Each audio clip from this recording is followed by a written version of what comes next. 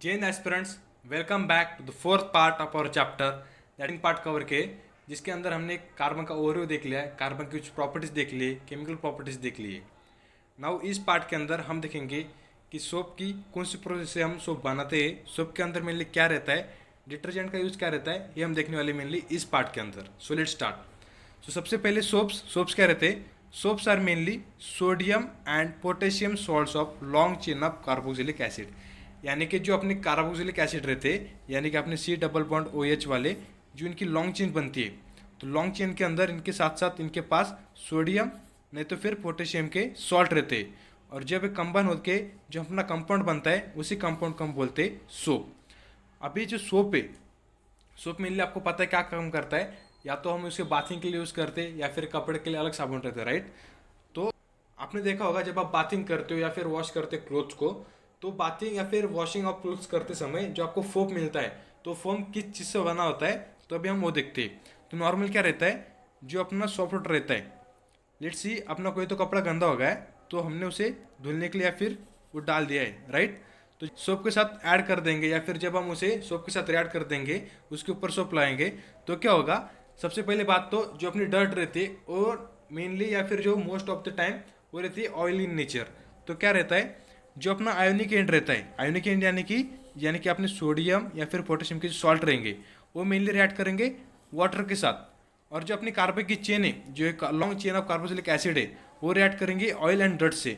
तो वो क्या करेंगी, जो long carbonic chain of acid है वो जो ऑयल एंड डर्ट है उसको खींचेंगी उसकी तरफ, एंड जो अपने आयोनिक एंड है हाइड्रोजन का वो उसके साथ मिक्स हो जाएगा, जिससे वजह से क्या होगा, अपना फोम तैयार होगा, राइट। और फोम के साथ साथ अपना जो ऑयल एंड डर्ट है वो कार्बन चेन के साथ उसके साथ साथ निकल जाएगा। तो इसी फॉर्मेशन को हम कहते हैं मिसल, जो कि हम यूज़ करते हैं सॉफ्ट वाटर के अंदर सोप के साथ, और मिसल सिर्फ फॉर्म होता है सॉफ्ट वाटर के अंदर।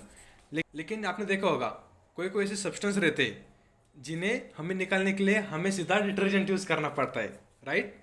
तो उस समय क्या होता है, जो अपना सॉफ्ट वाटर है या फिर जो अपना सोप है वो हार्ड वाटर के अंदर एक्ट नहीं करता है, वो इतना कैपेबल नहीं रहता है जो कि हार्ड वाटर के अंदर वो डर्ट निकल पाए। उसके लिए हमें बहुत ज़्यादा साबुन लगाने पड़ते हैं। तो हम मेनली क्या करते हैं, वहाँ पे डिटर्जेंट का यूज़ कर लेते हैं। क्यों डिटर्जेंट के अंदर रहता है अपना mainly sodium salt of sulphonic acid, नहीं तो फिर ammonium salt of with chlorine and bromide के आयन। अब यहाँ पर क्या है, आयन से, तो आयन क्या करेंगे, जो अपना डर्ट रहेगा डर्ट को खींच लेंगे, और जो अपना दूसरे रहेंगे आयोनिक कंपाउंड वो वाटर के साथ रिएक्ट हो जाएंगे। तो both have long hydrocarbon chain, यानी कि जो भी रहेंगे अपने सोडियम के साल्ट या फिर अमोनियम के साल्ट उनके साथ के साथ लॉन्ग हाइड्रोकार्बन चेन रहेगी। और डिटर्जेंट जो कि हमें पता है एज अ क्लीनिंग एजेंट हम यूज़ करते हैं, और डिटर्जेंट का मेन यूज़ क्या रहता है, remove permanent hardness of water. और हार्डनेस क्यों आती है, जब हम सबको वॉशिंग के लिए या फिर बाथिंग के लिए यूज़ होते हैं, तो उस समय अगर कैल्शियम एंड मैग्नीशियम के सॉल्ट रिएक्ट हो जाते हैं सोप के साथ, तो जो अपना वाटर है वो हार्ड बन जाता है। और जब अगर जो अपना हार्डनेस ऑफ वाटर है उसके अंदर अपना मिसल जो स्ट्रक्चर है वो फॉर्म नहीं हो पाता है, तो उस समय हमें डिटर्जेंट यूज़ करना पड़ता है हार्डनेस ऑफ वाटर के लिए रिमूव करने के लिए, जिससे हमारा जो डर्ट है या फिर जो मेल है गंदगी वो निकल जाए डिटर्जेंट से। तो ये थी मेनली अपने सोप एंड डिटर्जेंट। और जो प्रोसेस रहती है सोप को बनाने के लिए, तो उसी प्रोसेस को हम कहते हैं सैपोनिफिकेशन। तो बस इतना ही था इस पार्ट के अंदर, जिसके अंदर हमने देखा कि सोप एंड डिटर्जेंट हम कैसे बनाते, किसके सब्सटेंस की वजह से अपने सोप एंड डिटर्जेंट बनते, and detergent hardness of water निकालता है, और जो अपना सोप है वो सिर्फ मिसल स्ट्रक्चर बनाता है सिर्फ सॉफ्ट वाटर के अंदर। तो ये था मेनली अपना fourth part and chapter, that is carbonates compound. Now next chapter हम पढ़ेंगे क्लासिफिकेशन ऑफ पीरियोडिक टेबल, यानी जो आप पीरियोडिक टेबल देख पाते हो, वो पीरियोडिक टेबल के अंदर जो 7 पीरियड्स एंड 18 ग्रुप्स है, तो कैसे हमने एक एक एलिमेंट को चुन चुन कर हमने सिर्फ ये डिसाइड किया कि ये सिर्फ हमें इसी ग्रुप के अंदर रखना है या फिर इसी पीरियड के अंदर रखना है।